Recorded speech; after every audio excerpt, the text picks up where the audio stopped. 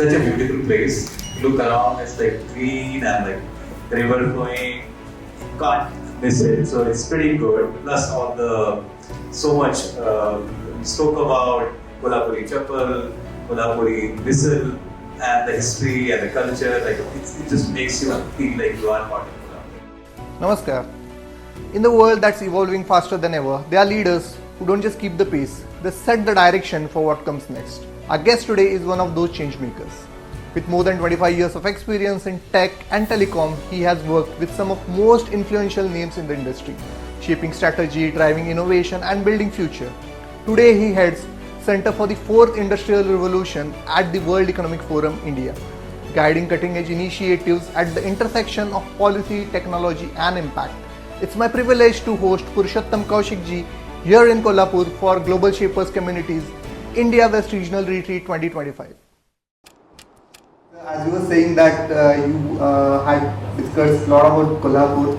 So when you think of Kolhapur and its surrounding, the rural areas, what potential do you see for youth-led transformation? Yeah, so beside the history, the culture, the most important part, or maybe something which I really get enthused is the whole entrepreneurship and the energy here. And the energy which comes not just from being like the youth part of it, the whole reason of being an entrepreneur, but also the local context that you guys bring. Like there are 40 hubs here, and Kolhapur has like an amazing hub. You have I think around 20 of you. But then the context that you have, understanding the local dynamics and the local needs, but then still thinking about how global can come to local and local can be presented to global. I think that's the most important part, and I love this community the most. That much I can say. I work with so many industry stakeholders. I also happen to meet government. We also meet a lot of academic and research people. But the kind of feel that you get being part of and being in presence of global shapers, I think nothing better can be said. And Kolhapur is obviously something which I'm really now getting connected to. Thank you, sir. Getting this appreciation from you, it means a lot to us. So moving on to my next question. Kolhapur, as you said, sir, it's known for its culture, agriculture and entrepreneurship. So how do you see this as strengths of its future? Maybe one example I can give you, and then possibly you can try to relate. So I have 3 people in my team who work on agriculture, and I mean like technologies for agriculture. And this project has been on for quite some time. It is called AI for AI. I think most of you possibly know it. Initially when I used to hire people, I used to ask one simple question. Have you ever been to the farm? And do you really understand when we are saying sowing, harvesting, supply chain, or is it only theoretical world for you? I mean, like most of us, including my son and daughter, they may not understand the context कि आटा आता कहाँ से है, या ये दालें उगती कहाँ पे हैं, और जब दाल उगती है तो कैसी होती है. So this is where possibly the huge difference comes in when you are here in Kolhapur and you see the farms. I think you told me you have a 7-acre farm just beside your home. And I'm like, you have the luxury of seeing the agriculture and healthcare so close. Like not really from PowerPoints and something which we do here in like all these studies on value chain and stuff, but something which is real.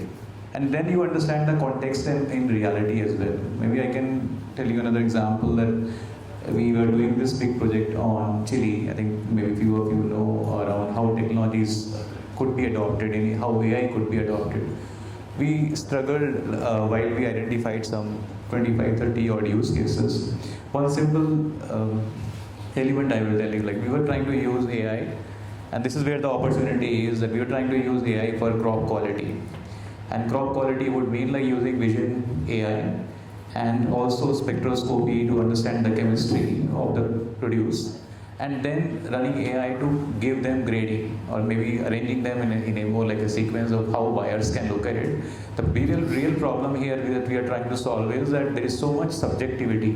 आप कभी किसान से बात करो कि जब उसको बेचना होता है तो जो बायर बोलता है ये C ग्रेड है, अब C ग्रेड, B ग्रेड और A ग्रेड का जो वैल्यूएशन है वो सिर्फ ऐसा है कि वो तोड़ के देखेगा काट के देखेगा या उसको चाट के देखेगा, जो भी करेगा, मतलब बेसिकली ये very subjective variation of what finally crop quality is. Now crop quality के अंदर AI डिजिटल एसेइंग लेकर आना is a big task. Problem there, when even AI was working, everybody understood that the technology can grade them, assay the quality, but then neither the buyer is accepting nor the ecosystem around is accepting that this is a digitally generated report. So the real opportunity and problem there was that how do you bring government, the buyer, and everybody to agree on the same standards. So technology alone is not going to solve the problem. Technology has to be brought in a phygital environment, what we call it physical and digital environment, to agree that this is how it's going to work. So when we say that we derive AI and we talk about technology, that is only maybe 20% of the opportunity. The real thing which you can bring sitting here closer to the real domain is that understanding the rest of it. That why will farmer take it? Why will a buyer take it? Why should a supply chain guy accept it? So those things is something which somebody sitting in IIT and then looking at technology angle will not be able to solve. So that's where I'm saying you have some amazing opportunities in agriculture, in healthcare, in education, in every other field, because now you see things on the ground in a real sense of what is really required. Like we keep talking about farmers. The bigger issue is that गाँव में खेती करने वाले लोग ही नहीं हैं. कौन सा यूथ है आज की डेट में जो काम करना चाहता है खेतों में? Everybody wants to wear a white collar shirt and say go to an office, and that's what the real problem is. So how do you solve the problem through mechanization? How do you bring in digital sensors to measure it, the crop quality, the soil quality, the weather, the sensors, to give better information, better advisories? And farmers are the one who are taking the biggest risk. आप देखो farmers के पास उस सबसे businessman भी इतना बड़ा risk नहीं लेता. उसको ये नहीं पता कि सॉइल हेल्थ कैसी है, उसको ये नहीं पता कि वेदर का क्या होने वाला है, उसको ये नहीं पता कि क्रॉप का प्राइस क्या होने वाला है, उसको ये नहीं पता कि फर्टिलाइजर आने वाला है कि नहीं आने वाला है, उसको ये भी नहीं पता कि लेबर अगली बार बिहार से आएगी कि नहीं आएगी. So it's a biggest risk that someone takes on the ground. And then they are the least. एक 10,000 रुपये की एवरेज इनकम है फार्मर की पूरे इंडिया की. हर जगह की थोड़ी अलग अलग है, बट मोटा मोटा वही है. How do you bring technology to them, and if you don't bring technology to them, they will anyway not be sustainable. So that's where the opportunity is in all the domains. I'm saying agriculture is just one example. So with that, my follow-up questions come. Like today morning we were discussing about youths from rural are migrating to cities for the opportunity. So how can we build this ecosystem over here in rural settings? I think and possibly there are 2-3 things which have happened in the background. Like you work, I think, for a big company sitting in Kolhapur, mainly because the digital infrastructure has enabled you to work from here and still support US businesses. Many of you possibly work in, I have met a few of you, you work for other organizations, but then digital infrastructure reaching to the last mile is one of the biggest enablement which offers you the same opportunity whether someone is working here or someone is working in a larger city. The second thing which has changed is that other opportunity which comes is that understanding the grounding issues. Now the problem is that technology as AI is evolving and there is so much opportunity and so much science coming in together. But the problem there is not of the large language models which anyway will be coming in. We will be a land of highest number of use cases. And the use cases will emerge from real problem statements. And if you are the one who can look at some of the AI or maybe other models, even robotics is one, maybe even drones is another one, even if you can look at maybe crypto and blockchain also another one. Sitting here, there is no, like it's easier said that, oh fine, we have to go to Bombay and then work for a large company and then only we can possibly, you can generate wealth from here. And there are enough examples, I don't need to tell them. But for sure, as we move ahead in technologies, digital infrastructure, and then there is unique advantage that you have, that being, you're right now sitting in a decade where things will change the maximum. I can tell you that last 2 decades have been amazing. And if you just look at the last 2 decades, everything has changed around you. You just ask your possibly parents who may have seen like 2 decades back, everything has changed. Whether it is banking, whether it is health, whether it is food, whether it is delivery, everything around you has changed. So next decade is even going to be very, very transformative, because so far it was mostly automation, it was mostly software which was coming to its play. But then when as AI start touching in, you will see the other problem also, that unless you upskill, unless you prepare, and so it's not going to be, you're not competing against AI. You're going to be working with AI, and that's working with AI is something which you have to kind of really evolve when you are here in this city. So you don't really need to, there is not really so much of a need to move to bigger cities, other than that you wanting to connect the ecosystem. For example, why somebody is in Bangalore? Because being in Bangalore, you can connect with so many venture capitals. Capital is there, mentoring is there, and then you can, peer networking is there. That's the reason why you possibly touch there. But like communities like Global Shapers, you anyway get so much peer networking. Like you have 1,500 of you here, you can connect to each one of them, not by 1,500, there are more than 10,000 globally, which whom you can reach out to anyone. Plus, then you also have the opportunity to reach mentors, people who can provide you mentoring on any of the industry, and then obviously you can reach capital also. So there's things which can be made digitally available as well now. Thank you, sir. So with that, what role do you see rural youth playing in India's growth story over the next 10 years? As you said, like next decade would be of technology transformation, and the dynamics will be changing. But when it comes to rural transformation and rural growth, what growth story do you see? So let me give you one context, and this is something which I am also personally passionate about. So how many of you used ChatGPT for day-to-day language? Like what percentage of time you touch ChatGPT every day? How many times you open up ChatGPT every day? All the time. It's always open, there are windows. How many of you open up ChatGPT plus Gemini plus Perplexity plus, like how many of them are open DeepSeek? Okay, quite a few of them. So now you tell me how much of this is actually useful. For example, you are sitting in Kolhapur and you are trying to figure out like what is the best advisory that I have to give, what is the best thing which I have to buy in a local context. What part of this is really useful to you? Like how many times you find this is really like exactly what I wanted? So you're using it mostly for language. I mean, like how do you think? How do you articulate? How do you improve your emails, improve your communication? See, the problem with large language models, while all of them, like OpenAI or ChatGPT generates around $12 billion of revenue every year.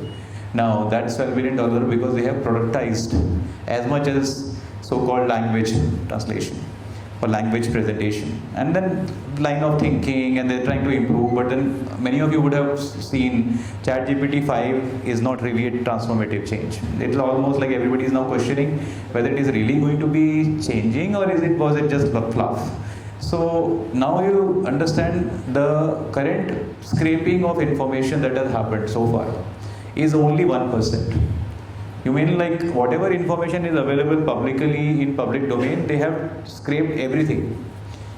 The information behind, like which is lying behind either the enterprise boundaries or people information, that is cannot be scraped and that cannot be learned. So you will never get local intelligence or local thinking, local thoughts into AI till the time the data is made available. Now that's the big opportunity if you really want to build local AI or a real AI. Because how you're talking about how we eat, what kind of food we eat, what kind of language we speak, what kind of entertainment we do, what is the gaming here, what is the context of places here. This is not available so much in AI right now. This is something which if you are intelligent and smart enough and think what is the opportunity, this is really the opportunity. Because there is hardly any model which has adapted or absorbed this information.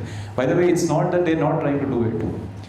One thing I can tell you, every model, Gemini or maybe Meta's Lemma or everybody, they have hired millions of people all across the world, 170 countries. They pay them $3, $4 a day or whatever, $3, $4 an hour, जितना भी उसको minimum wages में मिलता है, सारा वो code कर रहे हैं उसको, like annotation वगैरह. So that's what I'm saying. I don't want to kind of go too technical, but then there is an opportunity of capturing the intelligence which is all around you, to convert them into products, and don't look at services. a opportunity is not into like finding a job which is like 50,000 rupees a month or 80,000 rupees a month. 50,000 rupees a month, if you divide by 2,000 hours, you can calculate dollars per hour. But then you realize how much of the valuation of a company is. Right now, 7 big companies own how much, $17 trillion. Only 7 big companies. So think like product, think like don't think like services and jobs. That is last 2 decades से 3 decades से वही चल रहा है. अगर आप अपने आप को mindset change नहीं करोगे, तो you will continue being services. Right, sir. So, sir, like with that, what do you, which 3 top skills you think that we, the rural youths or the youths can focus for next few like years? See, when we look at intelligence, you can look at multiple layers. Cognitive, which is mostly academic knowledge. उसको पढ़ने का कोई खास मतलब उसको रटने का कोई खास फायदा नहीं होने वाला है. Like I mean, like you can get every medical book, you can read every agriculture book, but then that book is anyway going to be available and in terms of learned through AI or models, because that is digital knowledge that will be captured. Which is the most important skill is critical thinking. Now critical thinking, when we say it's easier said, but then finally in a real situation, how do you analyze problems? Do you have first principle thinking, like why is it there, asking this why again and again. Now and then converting them into something which is more of a intelligence and product. This does not mean कि आपको global hunger solve करनी है. आपको अपनी एक छोटी सी problem लेनी है और छोटी problem को solve करना है और उसी solve करके उसको thinking develop करनी है कि कैसे करना है. That's where the real opportunity. So critical thinking is the most important asset.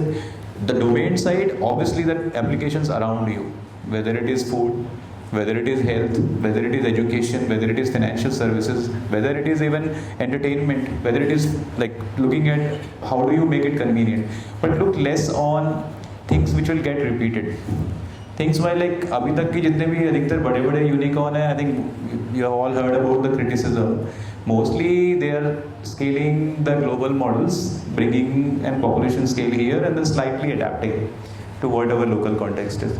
But then real good products, why are we not able to create Googles from here? Or maybe anything which is real product oriented organization. That's the opportunity and it will take its own time. It's not like we'll have it tomorrow. But AI still is like just, I would say that it is still 1-2% of the beginning. Journey is still to happen. So think about those opportunities which will emerge ahead, 5 years from now. Don't think short term. Take a slightly longish approach, but then put all your energy behind it. That's where the opportunity. So critical thinking, look at the applications which are really around you and find a unitary business model which can really scale. Unless you break it into something which is unitary, it will be very difficult for you to really look at scaling ahead. Don't look at the money and the funding and it's too far, too. And you don't need to necessarily think about like everybody has to become startup. Even if you are working in a company or you are working as a services, you have enough opportunities around you. Just keep looking for those opportunities and then work towards it.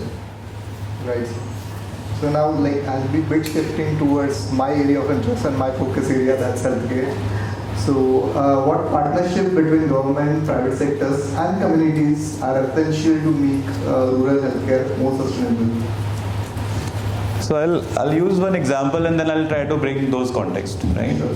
So we were doing this big project around youth. So cancer care, I think most of you know, possibly is one of the biggest challenge that we are all facing.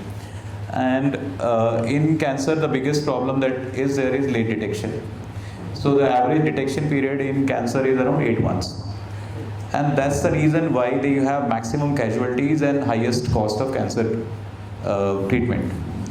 The other part is that people don't take insurance because they think that this is not required, but finally they burn their family wealth by not taking insurance also. That's a different policy issue. Now, we were working on this problem and saying that how can technology solve this 8-month gap to reduce it to 2 months, 3 months? Because if you reduce this detection period to smaller period, you will save thousands of lives or maybe you will save more than that. And you will reduce the cost of cancer care much sharply. Because then you will be detecting them much earlier. So what we in Meghalaya, this project we are running called Meg Can Care. and it is mostly bringing in AI and other technologies to solve this problem. Now to your question, we struggled with this, that okay fine, what do we really do here? So we identified first like real use cases which will solve it. So we looked at all the startups, that what are the technologies available to detect and who will finally go there. So we figured out like last mile worker is Asha healthcare worker. Asha healthcare worker has to be enabled with technology. In Meghalaya there is a district called East Khasi Hill. It is the cancer capital of India. It's a one district has so much cancer incidences that it can be a very real problem for like if it is scaling because hygiene and they eat supari and other things. So that was the problem that we're trying to solve. That how do you take AI to every patient and or potential patient? We don't know 900,000 population. You have to reach every door and then educate them. So we worked with industry and we said like, okay, who in industry can bring technologies and who in startups can bring use cases here? And we figured out Apollo Foundation possibly has the infrastructure in this specific case. There could be 100 other organizations, I'm not saying this. But then we also looked at 20 startups who could solve some of these problems.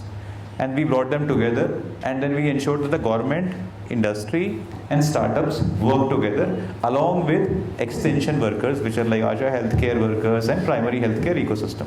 Unless all of them agreed on the use case and deliverable, we could not move. And we did not move. Because what will happen even if you do some announcement, ribbon cutting हो जाएगा, उसके बाद वो सब अपने अपने घर चले जाएंगे, कुछ होगा तो नहीं. So we decided that first of all there has to be a complete agreement on what is required to be done on the ground and who will finally do it. Now the problems will happen later on. Finally, like at least there is a clear agreement and there is an understanding of the problem and then who will do it.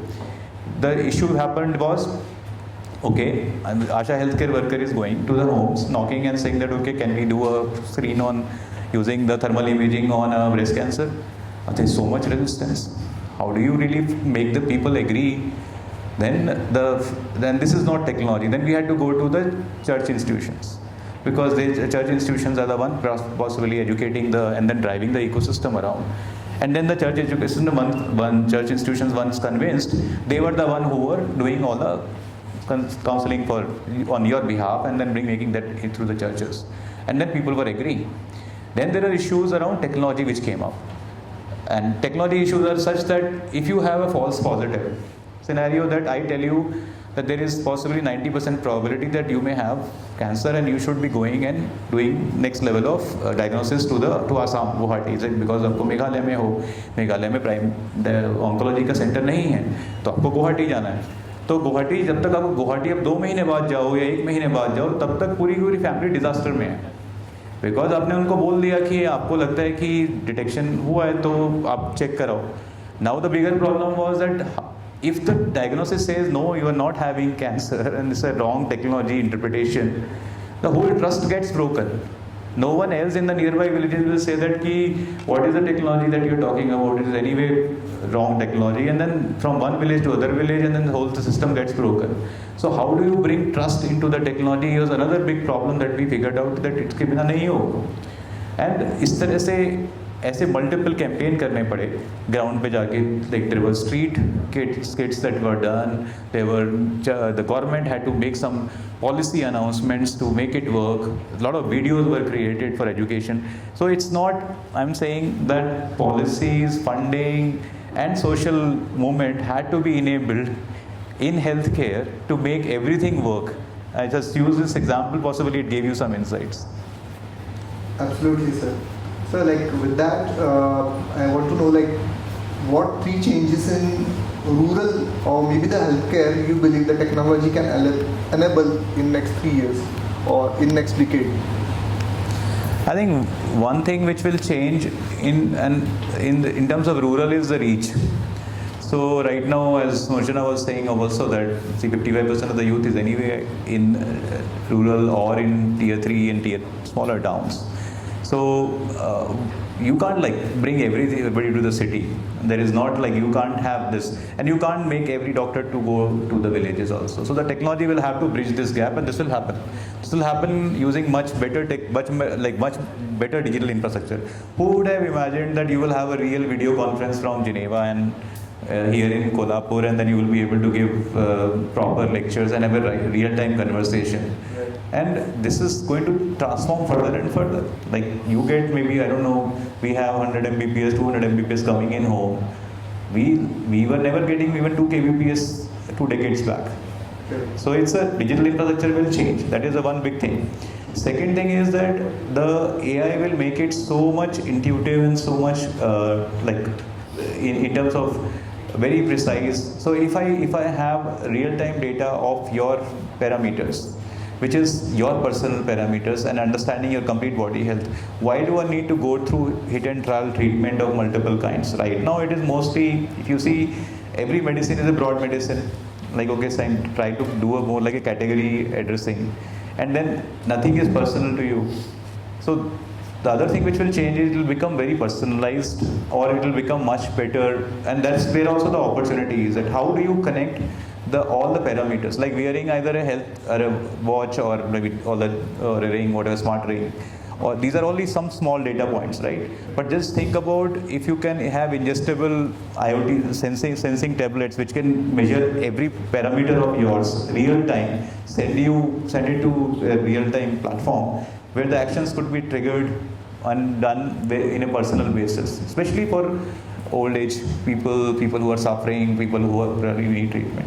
The other thing which is also changing is that how many of you have heard of brain implants and the whole neuroscience which is getting developed?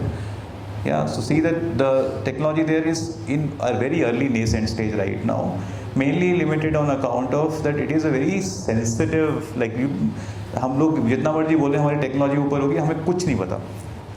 मतलब brain में इतने सारे neurons और इतनी सारी electrical impulses है कि उसके बारे में हमें कुछ नहीं पता. Whatever we are touching right now is very high level right now. Possibly से कि okay speech and movement, even if you don't have connected, you can solve some of those problems. But then we are very early stage right now. So some of these trends, I would say, in terms of delivery through digital infrastructure, which is high level, personalized medicines, neuro and AI really playing to. And then I think you might have heard so much of big discussion around longevity. Have you heard of longevity?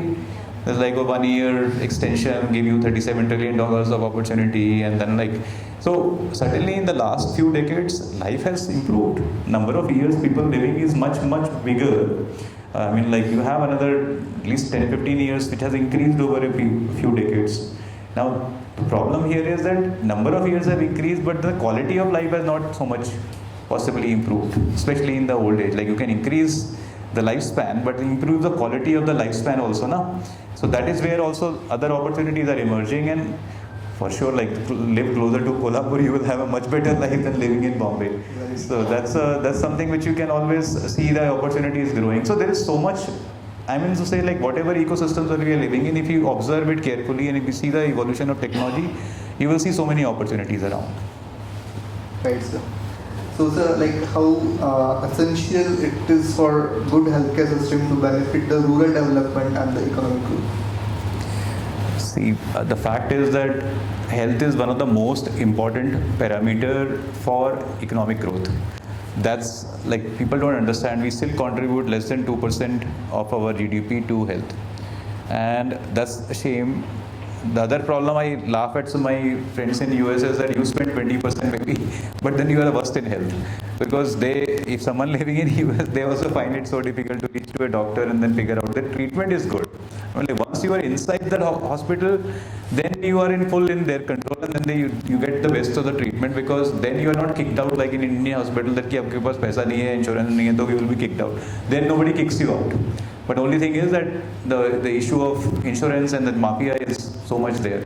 So I would say the real opportunity for sure is that to bring, number one, how do you bring the population which is right now underserved into this main healthcare synergy, so that people don't lose their work years.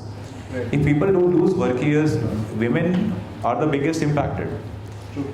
Because finally, every time, especially in tier 3 cities, they are the one who say, ये तो हो जाएगा, अपने आप हो जाएगा, अपने आप solve हो जाएगा. Nobody is really taking care of those important years. So bad health or reducing the quality of health is the most important parameter for improving the economy of the country. If you don't look at it seriously, we will lose so much of, I would say, net dollars GDP growth. So even if you say that, how do you bring women to the working GDP? I still don't believe that women, even if they are housewives, they are still contributing to the economy, but then we don't measure it. That's a stupid way of seeing things around. But then even if you bring in terms of measurement and then make them healthy, there is so much opportunity to grow. Right now we're growing at 6.5-7%. Just look at it, we can grow much faster. Very true. So healthcare and technology intersection is already there in all the fields, but when I specifically talk about the technology, AI or innovation, how can we ensure that technology is actually adopted and trusted by people here? And specifically when it comes to healthcare, data is something still is a big question in front of us. See, trust has too many angles. One part of trust is when initially, say you were driving a car and then you were pressing accelerator. How did you trust that the accelerator, once you press accelerator, the car will move or faster? Or slowly the trust got developed and it became a part of your life. Now you don't question that accelerator दबाने से गाड़ी चलेगी नहीं. गाड़ी चलेगी because technology proven है, चलेगी ना. अभी AI and most of the emerging technologies are in various stages of their own development growth. Like quantum is still in a very early stage. Quantum is right now, if you say quantum computing comes into the play, that so many different problems will get solved. Because right now computing is big issue. So I would say that the trust in technology, one part of it is will develop through the maturity. The second part of it is that will be what we call it, get multi-stakeholder systems to agree. I think there was one question which came in was that we are running say a construction company and so much science is happening and so much technology is happening on construction around, but then हमारे cities तो वही पुराने वाले तरीके से RFP कर रहे हैं, वही we are not looking at a new technology, and then people who are living in the city are struggling with saying why are they polluting the whole city again and again, they are digging the city hole and again in spite of having so many technologies available. So some part of it has to come through all our stakeholders coming together, whether it is citizens or whether it is patients or whether it is farmers, along with the government, along with the industry, along with the startups, because there is opportunity for everyone. If this grows, then there is money for everyone to be made and everyone to be doing better. So the stakeholders should come together to build trust. Right? So that's something which we should all possibly help. And third part of, I think, is foundation of our society. And somehow we have in our education ecosystem, we have all been driven by reading and then kind of exam and then reading and exam. We are not asked to question. We are not asked to kind of reasoning, and we are not asking you to build, how many times you have been asked by parents that अरे ये पढ़ाई तो ठीक है, number तो ठीक है, but तूने सीखा क्या और किया क्या? So finally that's the question that we should be asking really. मतलब हम लोग हमेशा, मैं अपने खुद बच्चों से पूछता हूँ यार कि what is the score? अब score तो score है. So that's something which is said कि bring them inbuilt into technology so that they can kind of live with, and then they start building that towards it. Right. So with that comes my next question. What is one of the global innovation you have recently seen, and if it is implemented in India, can change the dynamics? See, I think one thing which is for sure is a big opportunity as of now is AI. And in the last 3 years, yes, it has been spoken. Now suddenly people are saying, oh, whether it will survive or it will not survive. Suddenly the valuations in the last market fell by 5-6%, 7% also, for all the AI companies. But reality is that it will go through this, but then AI is going to be a mainstream technology. Where is India in this? We have been providing services to all the large AI companies for maybe last decade, helping them build some amazing products. So it's not a question of whether Indians can't do it. India has the right talent, India has the right capability, they can think innovation, but then we have not been possibly working towards it. Now that's where I think US has done far better. China is over the last 2 decades have really built it through. It's an opportunity for us to be at least using this opportunity for not just for our growth. I mean, one part of it, the AI is going to be more of using AI for our all the services, I mean like agriculture, healthcare, education, financial services, everything what we consume as product or services, how do we consume with AI? Second thing is how do we build AI for the world and not just do services. So that's something which is another very big opportunity for all of us, maybe to kind of looking at, and there is going to be an enablement mechanism. Yes, there is a foundation, like where is the capital to invest? Do we really have the capital to build so much of compute clouds that we can produce AI? Or do we really have so much of energy?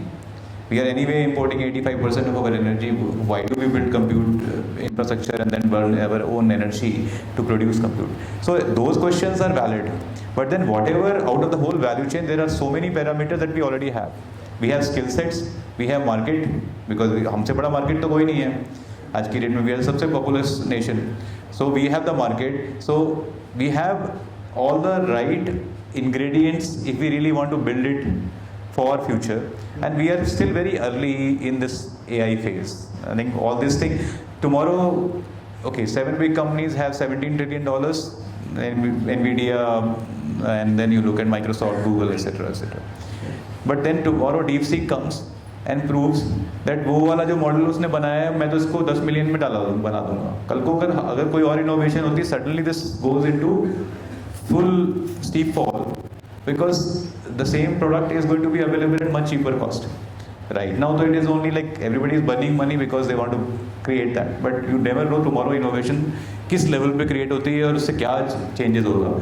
So there is still very early, I would say, we are in a phase like maybe say 2-3% and still 90% to go. So too much to be covered, and let's kind of, that's the opportunity for us to really build for ourselves. Right, sir.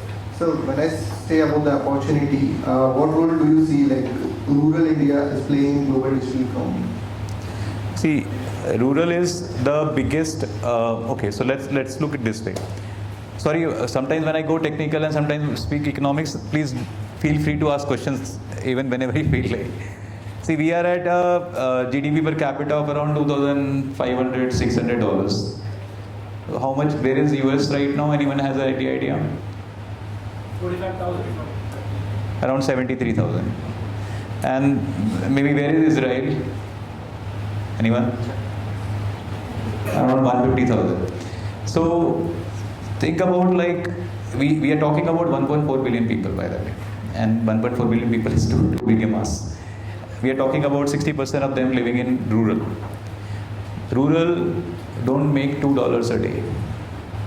That's the reality, which will mean like अगर 365 भी करोगे तो $700 ही आता है. तो जो $2,500 भी हम लोग बोल रहे हैं वो खाली एक एवरेज है. एवरेज में भी जो सबसे टॉप 10% है वो मैक्सिमम पे है, नीचे वाला तो अभी भी नहीं है. We're too low right now. But that's the opportunity. Finally, a country which is growing at such a fast pace, in such a technology world, and it's a democratic country, it is not really like it's not a failure country. So that's the opportunity कि right now people who are earning $2 a day will certainly grow ना. आप 10 साल का पकड़ के देख लो ना 15 साल में कि छोटे छोटे शहरों में everyone is like, are the people not using delivery? They are all trying to use all the digital services which are available. आज की डेट में they are buying one of the most fashion garments, best cosmetics, tier 2, tier 3 city में सबसे ज़्यादा growth है. So growth तो होगी. मतलब opportunity will certainly be there. Those 700 people dollars per day per year capita will not stay at that level. Right now अभी आपको जो कर्व दिखता है वो ऐसे दिखता है कि जिसमें ऊपर वो है. धीरे धीरे मिडिल क्लास काफ़ी बढ़ गया है. 10 करोड़ के करीब मिडिल क्लास है जो आज की डेट में सबसे ज़्यादा ग्रोथ, जितना भी आपको डिजिटल इकोनॉमी में ग्रोथ दिख रहा है वो 10 करोड़ लोग हैं जो टियर 1 सिटीज़ में रहते हैं या अपर टियर 2 के लोग हैं. धीरे धीरे ये ग्रोथ तो ऊपर आनी है ना. इसमें तो कोई there is no second level of thinking that की people who are poor will always remain poor. They will always have aspirations. The money will flow in. The digital infrastructure is going down.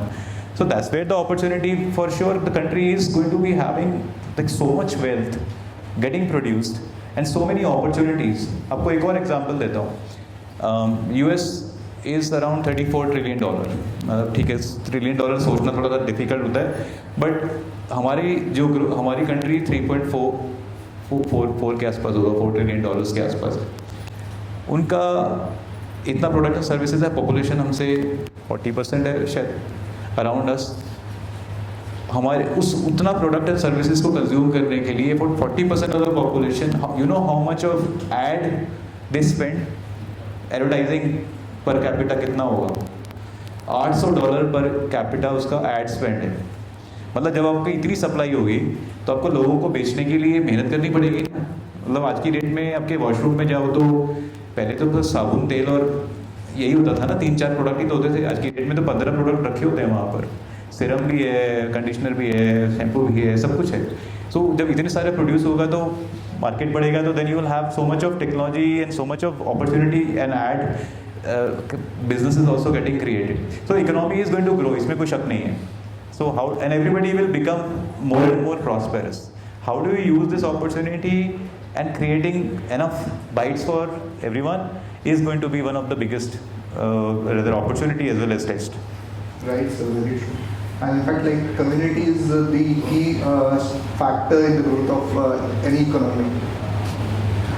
So what is the value of community-led change in a country as large as India and as diverse as India?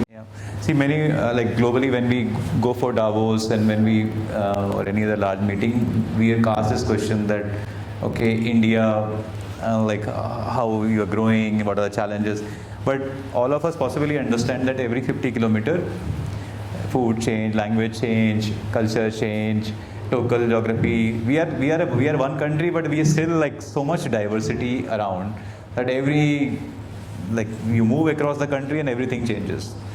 So now the diversity of this country is also the biggest strength, because that's something which is we are not living like a maybe any other simply like either a single power driving everything. We are still a democratic society and we still have that uniform, the power of ownership, the power of inspiration, everyone is having. Now community, when we look at this kind of a strength which comes in from like pretty much from bottom, from through this kind of a culture that we have, I think that's where the growth is sustainable. When you have growth through other means, which would mean like forced means. For example, if you look at China, significant amount of growth happened because of real estate. I mean, like there is a significant sector. If you just go analyze, there is a huge real estate hype which got created, and then everybody taking loans, multiple houses, multiple apartments, then there is ghost apartments, and then people are not paying up, so the market is falling, and that's one of the things. So how much of this growth is sustainable is always going to come from sustainable societies. If the society is going to be diverse, if it is going to be democratic, if people are going to be possibly making it more thought decisions, then it is going to sustain. And in that sense, it will also stand up to any pressures which come in. I mean, like, yes, we can learn from many other countries, for sure. Like, we have to learn innovation from US. We have to learn scale from China. We possibly have to also learn ethics and values from Europe. There is all this thing which we have to still absorb. But then we still have so much power for furthering or strengthening our ecosystem and leveraging what comes to us best. And many times we have jumped. We have, like, look at the digital public infrastructure that we have. Even if you go to US or you go to Europe, you're not able to pay a peer-to-peer. I want to transfer him 3 rupees. Just now I paid like Kolhapuri chappal 700 रुपये उसको दिए. कौन से देश में ऐसा होता है? करके देखो, जाके क्रेडिट कार्ड निकालोगे, एप्पल पे करोगे, इतने सारे वॉलेट में डालो, क्रेडिट कार्ड को बीच में लेकर आओ, 3% उसको दो. There is so much which is around, but we created this whole infrastructure which is unique to us, and we are able to give this soft power to everyone else. So that's something which we have, and that's also power of what you said is like, do we really have a community which can drive strength?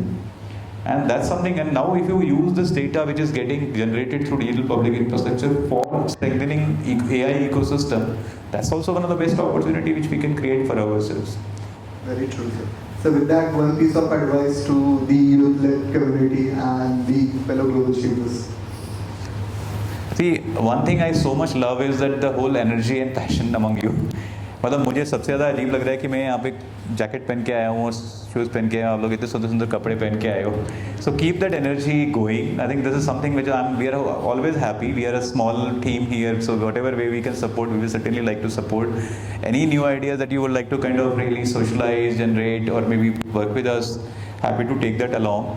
And World Economic Forum is a multi-stakeholder organization. I think all of you understand. And you have also possibly understood that in spite that World Economic Forum is not always around you, with you, but then you yourself are so much, like there is one motherly statement which comes in, but then you are all together here and create so much energy and passion. Keep this going and keep creating more and more impact on the ground. Happy to help you anywhere, but then we will also be happy to take your help from any of our initiative. Thank you so much. Thank you. Well, before I hand over the mic to the audience for the questions, like what has been your takeaway, by interacting with the fellowshippers and being here at Colombo? Oh wow. No, thank you so much. I think the time I came in this morning, and sorry, I was attending a few calls, struggling with internet. But then I kind of love meeting you all. I was up there seeing a few of you. One thing which I can say is that there is so much for us to learn from you as well. I think many times, I'll tell you a simple example. We are doing this SME, AI for SME initiative. We are calling it SHIFT, like how do we bring 4IR technologies for small businesses. Now I keep telling my team that, just like, do you see the power of 1500 global shapers who are connected further to maybe another 150 each one of them? And 150 into 1500 is too much for us. Just reach out to them and create that ecosystem for us, that we get so much insights. Like if maybe every one of you will be at least knowing 10 small businesses around you. And you understand their key challenges. Credit नहीं आता है, market खराब है, tariff नहीं है, issue है, global supply chain का issue है, machine समझ में नहीं आता है, बहुत सारे problems हैं. हम तो आपसे ही सीख सकते हैं.